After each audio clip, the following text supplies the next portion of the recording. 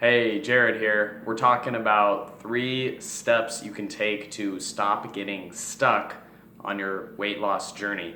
These 3 steps are noticing before, during, and after when you get stuck. All right? So it's really important we learn from our stuckness, we learn from our failures, we learn from our relapses so that we can overcome them. The opposite is what most people do, what I see a lot of people do, is they just cough it up. It's almost lazy thinking, but the people think they're lazy. It's like I hear so many people say, I ate bad, and their sentence kind of trails off. And through conversations, I've learned that people are really judging themselves. They think I'm lazy. I'm a lazy person. I am unmotivated. I can't do this. I always fail. That's the internal dialogue going on. And that is the exact way you're going to always stay stuck. Okay, so that is actually lazy thinking, all right? It is lazy. I'm telling you, that is lazy thinking. And I'm using lazy purposefully. I know it's a loaded word, but we need to reflect, all right? There's a little bit of effort involved here because when you fail at an eating experience, there's often this shame that comes up, okay? And this shame gets you in a cycle. I've gone through this. Many times I have felt so ashamed, especially in the social arena. I am no longer really social awkwardly, as I say that very awkwardly. No, I have tendencies of social awkwardness. I became a monk because I had no friends. I couldn't belong. I didn't fit in. It's been a huge journey for me to date in a healthy way, not in a non-shallow way. It's been a huge journey for me to make friends with people, which I'm now doing, and I'm super proud of myself for doing this, and it's been even a bigger journey to be able to help people. I mean, it's been a decade in the making, but this shame thing, even to this day, I still struggle with it, where if I say something awkward, my instant reaction is for me to judge myself, and for me to say, you suck, and to close down, all right, to close down. And when you close down, you don't learn. You don't learn from the experience. And even if I was learning, like let's say I talked to somebody and it was awkward and I thought of something else I could have said, or I tried to understand what led up to it, oftentimes there'd be a harsh emotional judgment where even if I did learn something intellectually, my body and my soul would be damaged. And that damage would just hurt me. I would carry that damage into the next conversation. And we need to break that cycle. We need to break that freaking cycle. It is so important, especially with food. Food can be so rigid. People can approach food failures so rigidly and carry these food failures on from one food failure to the next. So let's say you view yourself as eating too many calories, or you said you weren't going to have sweets and you had a sweet or whatever, and you view this as a failure and you can't stop beating yourself up. Here's 3 ways we can start overcoming that cycle. And if you do like this video, give it a thumbs up, leave a comment below. At the end of this video, I'll recap with an exercise. Please do try this exercise. Please, please, please apply it to your next step, okay? Apply it to the next time you relapse or emotionally eat or binge eat, because it's gonna happen, okay? And it doesn't mean you're a failure. It does not mean you're a failure. For me, looking back on myself through this social journey and food journey that I've been on, and even weed as well, my past mistakes when I've learned from them and forgave myself for them, and I had an expectation of patience and that it would take a while, and that I was able to have support and some people to lean on.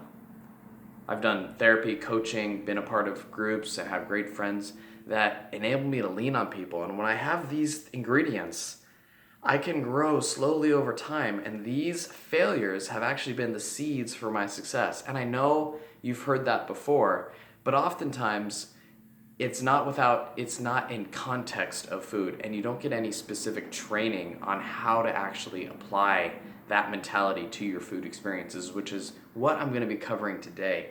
So let's go into these 3 steps. The first was before, present, and after. All right, so the big picture before we just dive into these is there's no failure here. All right, we need to have compassion for our food rules. Oftentimes, I've raised with these rigid food rules, and so these have become almost moralistic cultural things that are deeply embedded in your mind. So when you are beating yourself up for these food failures, don't beat yourself up for beating yourself up. Your instinct is going to be to beat yourself up. And so it takes a lot of effort. This is effort, okay? Remember, it's easy, and your reaction is going to be to beat yourself up and to think negative thoughts. It takes effort to rewire your brain and start thinking in these different ways. So before, this is what happens. So let's say you overeat. You binge eat, you emotionally eat, anything, stress eat, compulsive eat. This is tough because you're going to be in the midst of an emotional storm, and I get it. Trust me, I get it. The feeling of rejection, the feeling of binging on weed, the feeling of shame, it's like tar. You know, tar, like black tar, dark tar. It's like it gets on your body, and when you try to get it off, it's stuck. It like goes onto your hand. It's just all over. It's really tough. So we need love and compassion.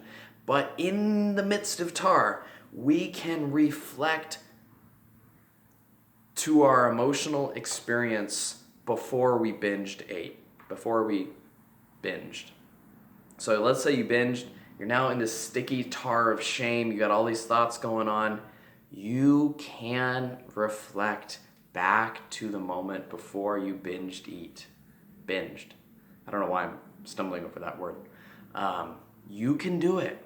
You can do it. You must do it. You must do it.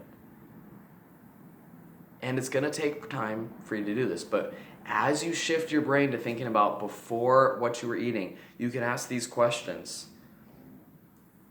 Expectations triggered stress and sleep, and were your needs ignored? So I'll go over these 4 briefly. But before, just real quick, I know I say a lot of, before I get into this, let me explain and give a little bit of context. It's important that I do give context. This whole dance of learning to become attuned it's a constant rebalancing. Attunement is rebalancing. So we're learning to become attuned, and it's easy. I just had a woman say to me the other day, I gave her some instructions, some advice. She asked for it, so she was open to it, receptive to it. But I gave her some expectations about how to manage stress.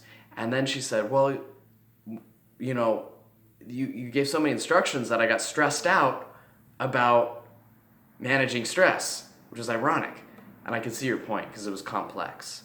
And so, you know, I'm going to give a lot of information in this video, but take what you can, you know, just apply one nugget at a time, okay? This is a learning process. It takes time. So if you can get the general picture of what I'm trying to do and then take one tactical nugget and apply it the next time you overeat, that's a win right there, okay? So we're looking at before we ate. We just binged, and now we're looking at before we binged, and we're trying to understand why. We're reflecting, we're introspecting, we're contemplating, we're learning. And you're asking and evaluating your experience beforehand, looking for certain patterns. Like, did you have expectations that were misguided? For example, if you overate during lunch, you're at work, you go out with colleagues, you overeat, and you say to yourself, I'm going to skip dinner because I overate. That's a punishment behavior. And is that realistic? Are you really going to skip dinner? Probably not. And even if you do skip dinner, it might be too harsh. These unrealistic expectations that you're going to be perfect. It's not a realistic expectation. You want to flip that around and say, instead of saying you'll have no dinner if you overate at lunch, you want to say something like, hey, I overate right now. Let me listen to my body. It doesn't feel that good. It feels like I feel bloated and over and like and I feel bloated right now. Maybe during dinner my stomach will still feel bloated and I won't feel hungry. But if I do feel hungry, I'll try to have a little bit of bite to eat if I feel hungry. If I'm not feeling hungry, I'm not going to force myself. So this is a different way of thinking and speaking to yourself. Instead of just saying, I'm going to skip dinner, this is a flexible, kind mindset that gives you freedom. Okay, so that's one way. Triggered and looking at stress or sleep. So this is like, were you just yelled at? Were you rejected somehow? Were you pissed off, angry, sad, depressed? Was there a strong emotional reaction that caused you to overeat? You want to be aware of these things because they do matter. And then finally, looking at stress and sleep. If you're undergoing through a stressful time in life and you're not sleeping enough, you're going to binge eat.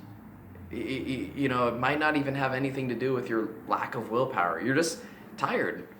And so these are factors that when we understand what's going on behind our binge eating, we can then avoid these things next time.